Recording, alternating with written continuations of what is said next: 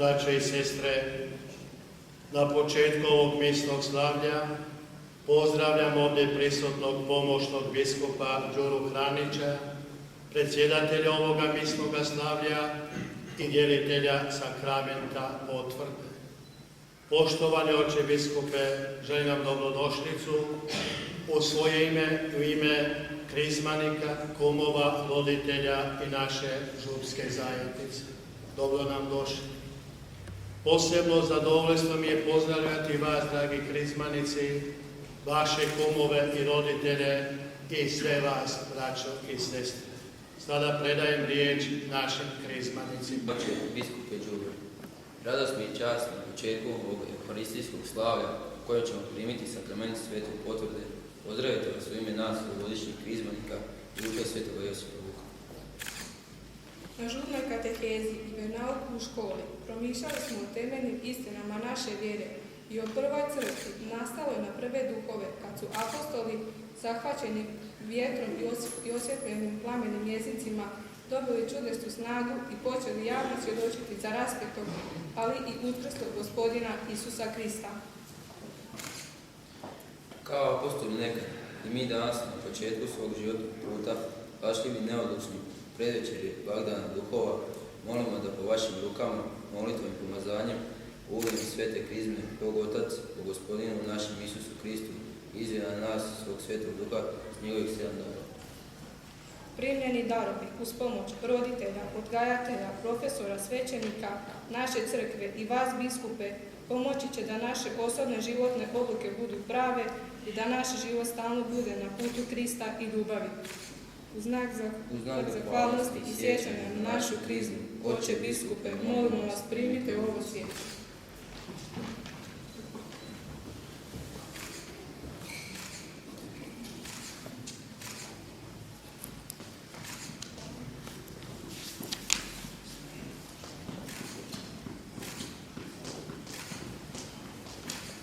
U ime Oca i Sina i Duha Svetoga.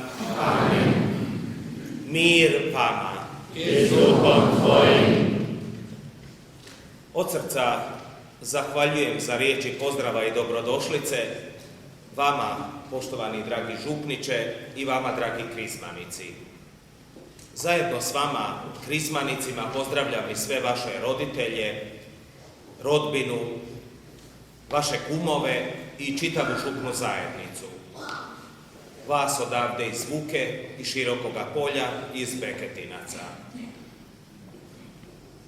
Kao što ste vi, krizmanici, spomenuli pozdravljajući me, mi smo danas ovdje u predvečerje Svetkovine duhova okupljeni i ovim euharistijskim slavljem u vašoj župi počinju duhovi. Okupljeni smo poput apostola oko blažene djevice Marije u molitvi za silazak Duha Svetoga. I doista, kako rekoste, dragi krizmanici, danas su vaši duhovi. Danas se na vas spušta Duh Sveti da biste poput apostola nekada, tako vi danas na sebe preuzeli Isusovo djelo, Isusovo poslanje. Da ga vi nastavite živjeti i svjedočiti danas. Da budete glasnici nade Isusova evanđelja. Da unosite njegovo spasenje u ovaj svijet.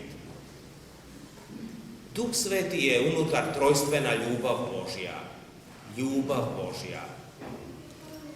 Koja nas zahvaća kako bismo bili ljudi ljubavi i zajedništva s drugim ljudima. A Duh Sveti, jer je ljubav, nas i nečiste umiva. I na početku ovoga euharistijskoga i krizmenoga slavlja zamolimo ga da nas nečiste umije, da pripravi naša srca na ova sveta utajstva koja večera slavimo i koje vi, dragi krizmanici, primate. Prepustimo se njegovu milosrđu, ljubavi i praštanju.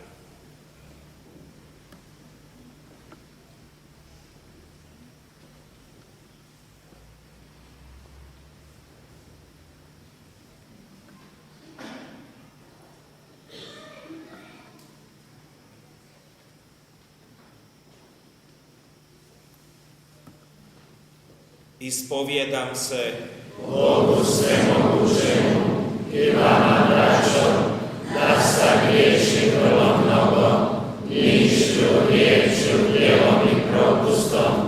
Moj grijeh, moj preveliki grijeh. Zato molim blaženu Mariju, Vazdanijevicu, sve anđele i svete i vas, braćo, da se molite za mene, Gospodinu Bogu našemu. smilovao nam se svemogući Bog, otpustio nam grijehe naše i priveo nas u život vječni. Amen.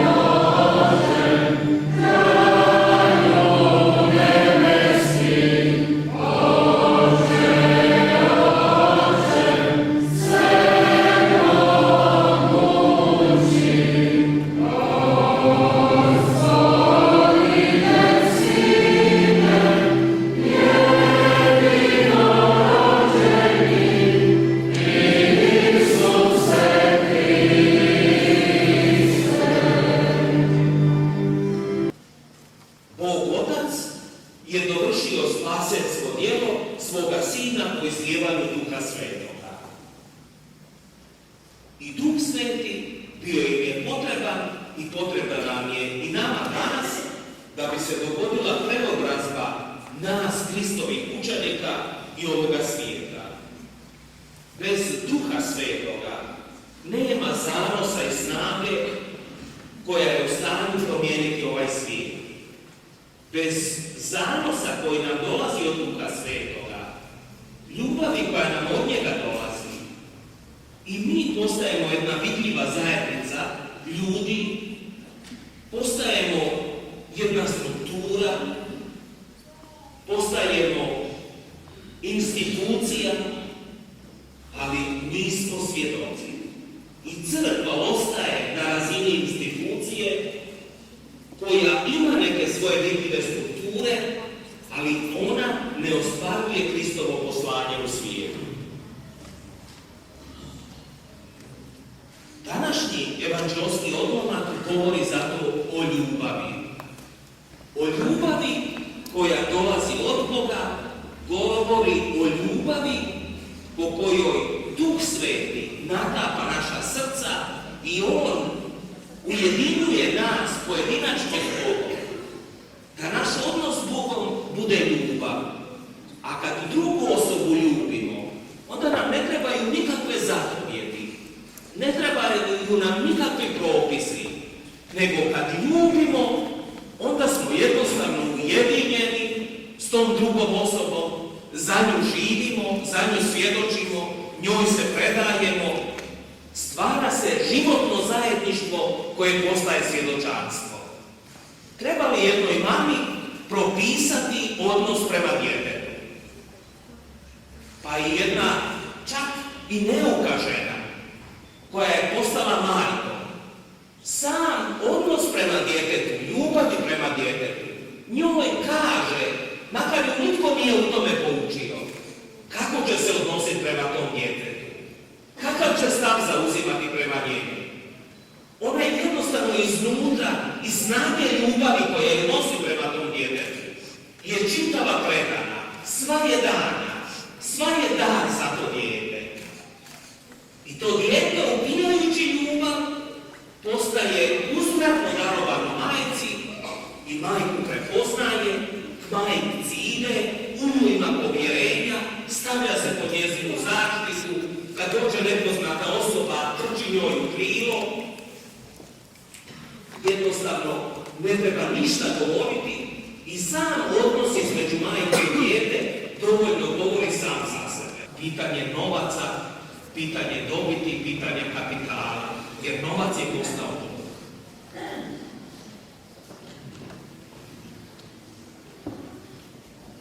Naglašava se žena, ne samo bračni par, nego žena ima biti pravo majka. S jedne strane, ona odlučuje o svome tijelu, pa ima pravo i abortirati, ali kad želi, ona ima pravo biti majka.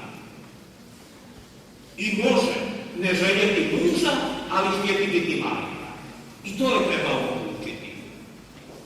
A to, šta ona radi time kad ona odlučuje o svome tijelu? I time oduzima život drugome kad se odlučuje na abortus. Gledano iz perspektive začetoga djeteta, ima li ono prava neko? Ili je ona koji može odlučivati i drugome oduzimati život? A s druge strane, kad želi biti majka, i u drugom slučaju, kad neka žena želi biti majka, i kad se odlučuje želi imati dijete, ali ne želi imati muža, ne nameće li se pitanje, a ima li to dijete neka prava? Ima li ono pravo na oca? Ima li ono pravo odrastati u klimi ljubavi između tata i mame? Ima li ono pravo znati tko mu je otac?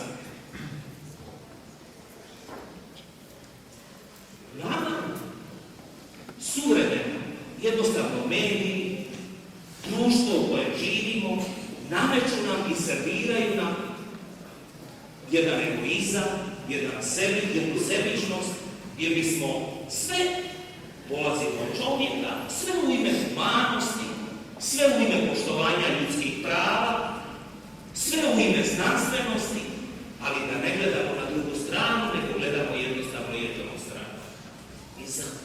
I zato vi, dragi prismanici, danas primate duha ljubavi.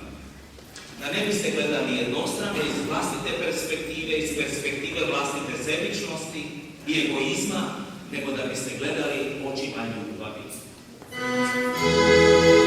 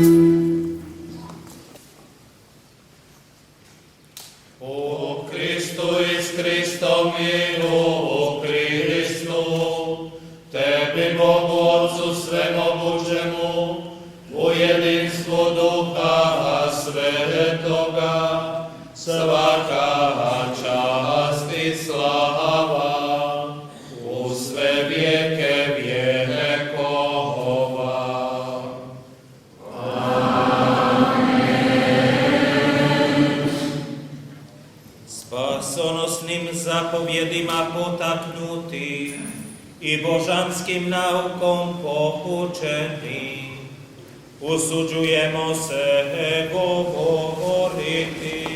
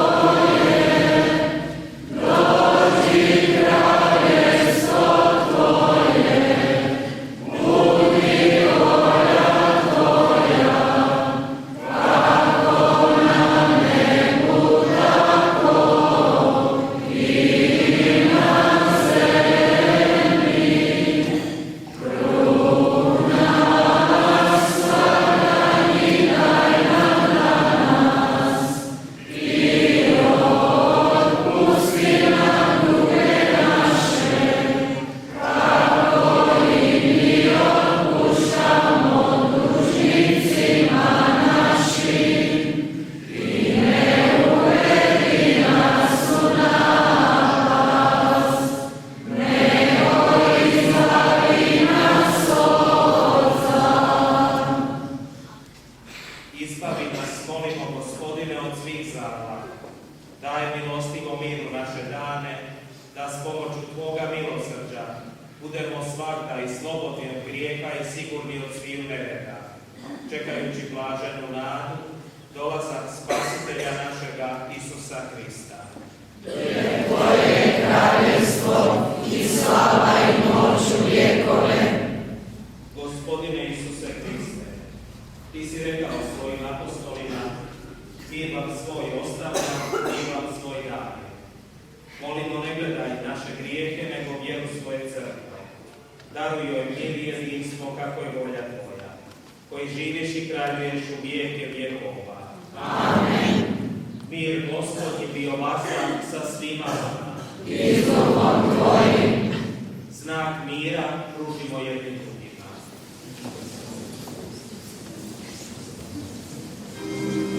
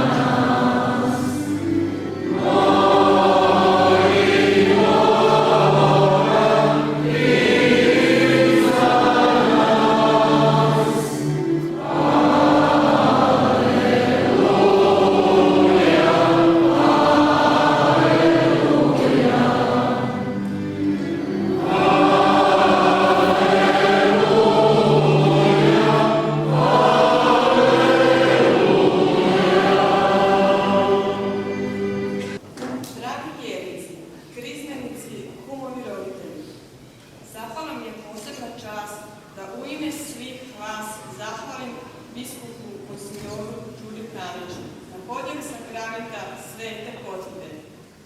Također hvala župniku, vjeroučiteljima, roditeljima na strpljivom pripremanju za ovaj svečani trenutak svete potvrde. Želim naglasiti da se današnjim danom nastavlja svjedočenje žive crkve, da ćemo zajedno sa svojom djecom oživjeti vjeru i štovati Boga. A vas, dragi biskupe i župniče, molimo da svojim molitvama podržite naše želje i nakane. Hvala vam.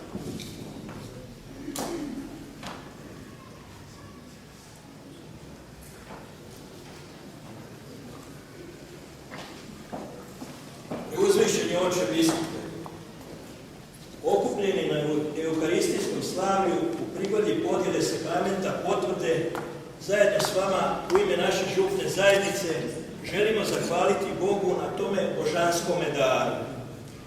Želimo zahvaliti Duhu Svetome koji preko vas krizmanicima dijeli svoje darove. Ti darovi su paket koje treba otvoriti i obilje milosti koristiti u svakodnevnom životu. Što ih više budu molili i koristili, bolje će se snalaziti na zamršenim raskrižjima svog životnog puta. Biti će zauzetiji svjedoci vjere, ponos svojih roditelja, domovine i crkve. U ovoj godini vjere zahvaljujemo Bogu svemogućem na daru vjere. Potičimo blaženu nadu, jačajmo ljubav u ljubavi Gospodina našega Isusa Krista. Uzvišeni oče, preporučujemo vašim molitvama našu djecu i mlade, naše mlade obitelji i trudnice, naše zrele obitelji koje samo s vjerom podnose toliki teret svakodnevnog života, naše stare i bolesne da strpljivo podnose teret samoće i bolesti. Molimo vaš blagoslov za našu župnu zajednicu Svetog Josipa Vuka. Zahvalni, mi ćemo moliti svemogućeg i dobrog Boga da vas čuva. Podari vam dobro zdravlje i dug život, dragog Isusa da vas vodi i Duha Svetoga da posvećuje vaš put pastira naše crkve. Hvala vam. Gospodin s vama.